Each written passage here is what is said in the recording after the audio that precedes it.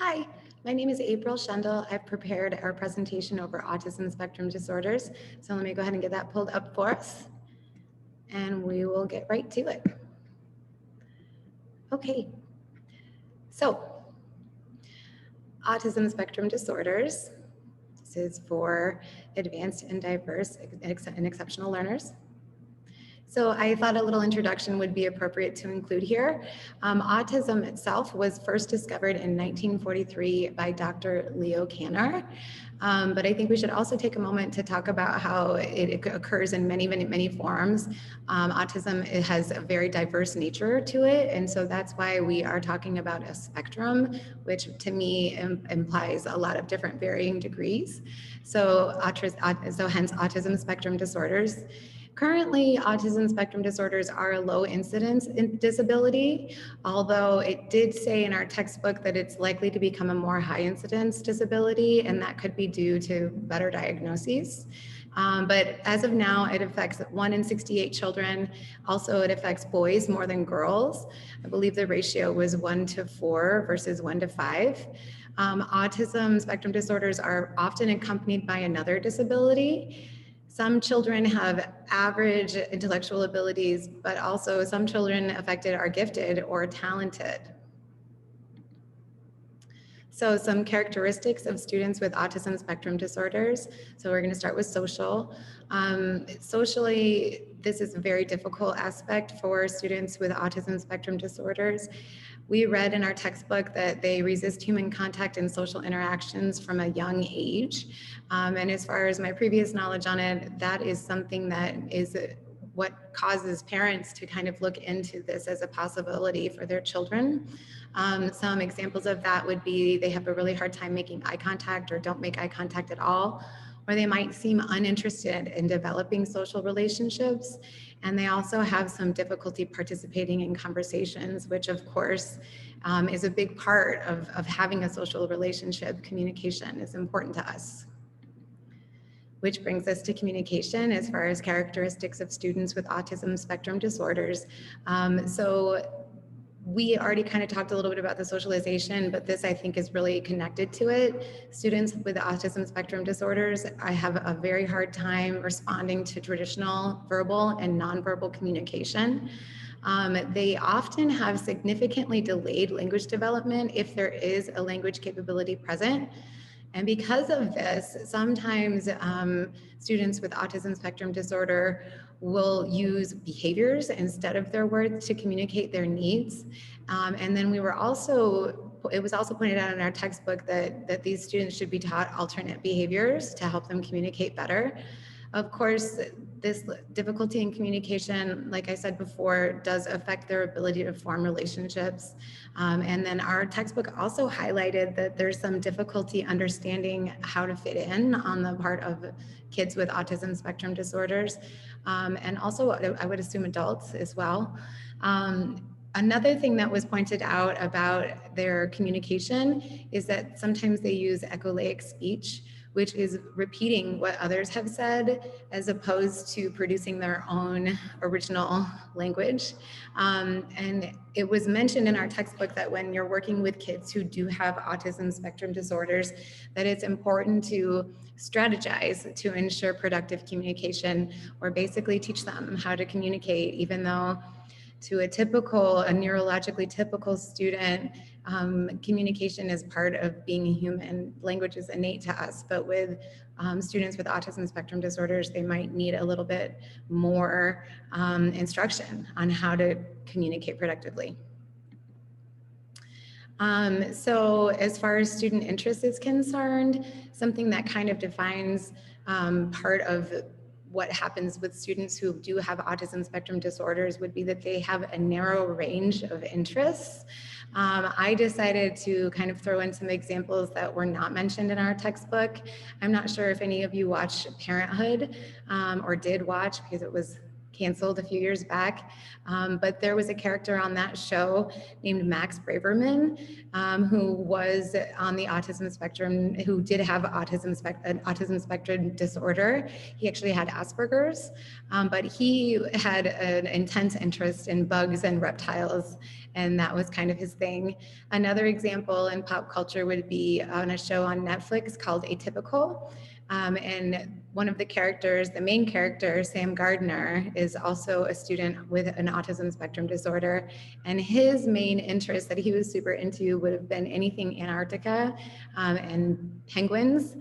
Temple Grandin was mentioned in our textbook, and I don't know a whole lot about her, but I do know that she had an intense interest in animals and also kind of engineering aspects.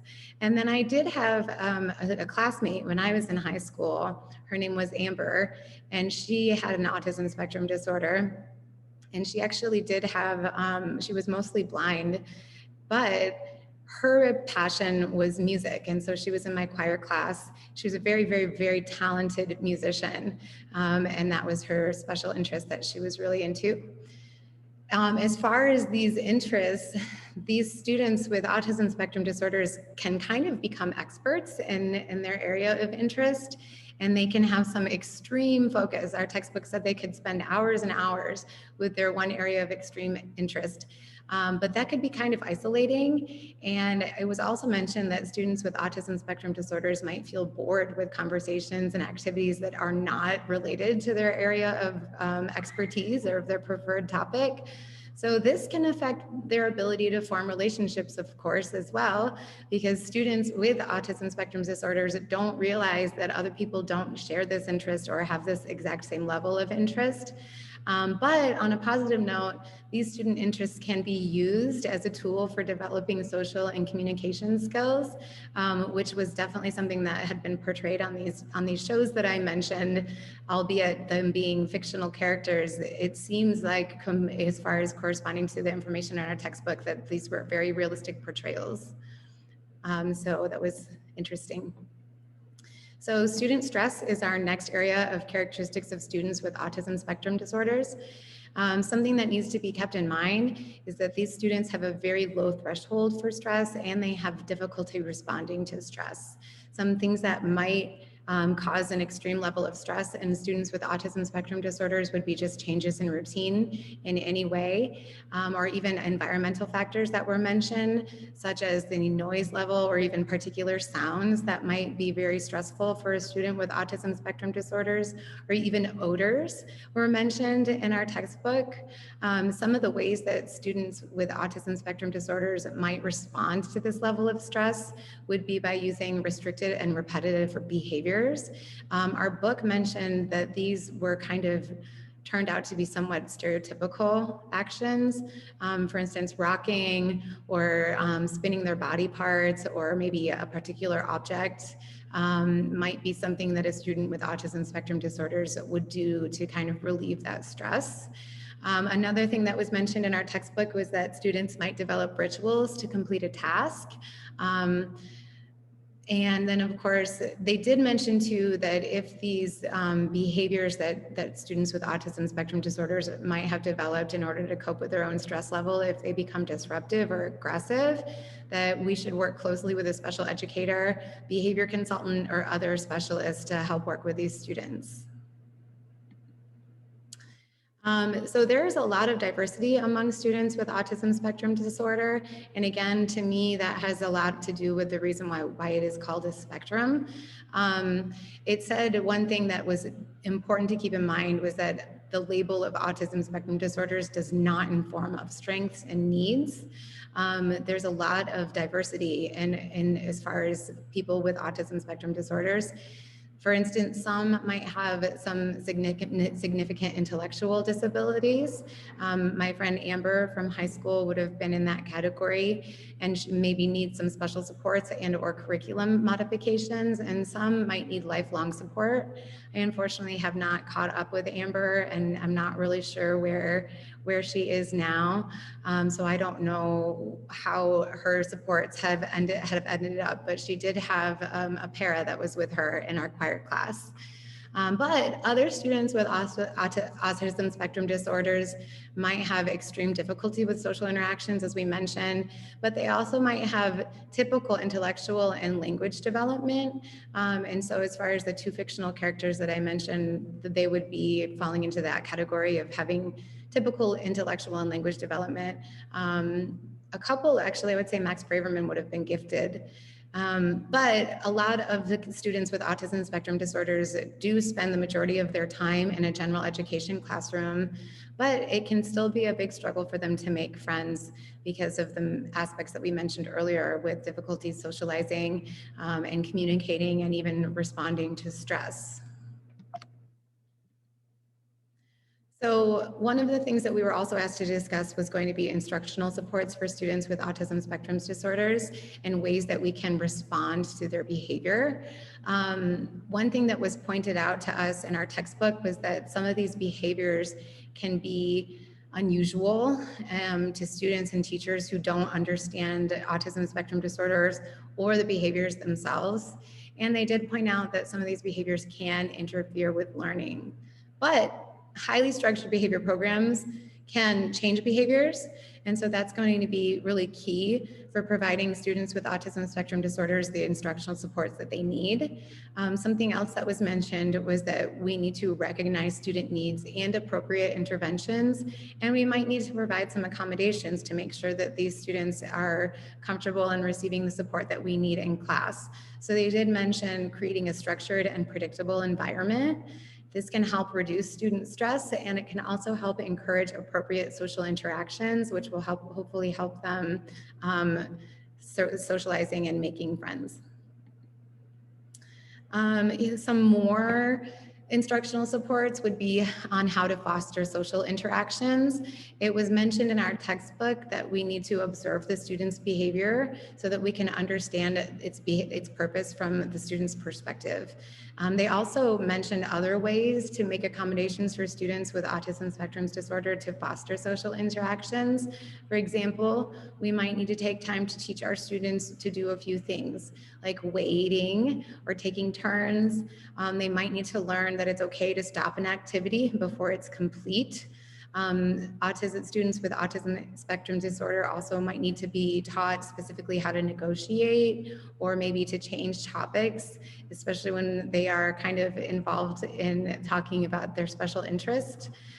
They need to also be reminded that it's okay to finish an activity or be more flexible, or even times when it's time to be quiet. And we can also try to teach them to monitor their own behavior.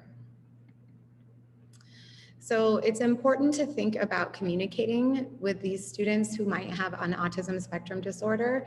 Two things that were pointed out to in our textbook that seemed important to me were to ask to meet with a special education teacher who can share that student's strengths and needs. And then they also mentioned in our textbook that it's important to establish a partnership with the parents, which seemed very important to me. What's another thing that we should keep in mind is that because of the diverse nature of students with autism spectrum disorders, it's really important to have communication and also respect that there could be diverse needs within communication. So they did mention some modes of communication with students with autism spectrum disorder. So some of them might be able to use their speech, use their words in order to communicate their needs. Other students who maybe do not have a typical language development might use sign language. Also, it was mentioned in our textbook that communication boards would be very helpful in a situation where we're trying to teach students with autism spectrum disorders. They mentioned that students with autism spectrum disorders do respond sometimes better to pictures than they do with words. They also mentioned video modeling, which is also something that, again, kind of includes imagery, which could be good for students with autism spectrum disorders. And then they also mentioned that there were other communication devices that would be available and could be discussed in greater length in chapter 12. I believe it was chapter 12.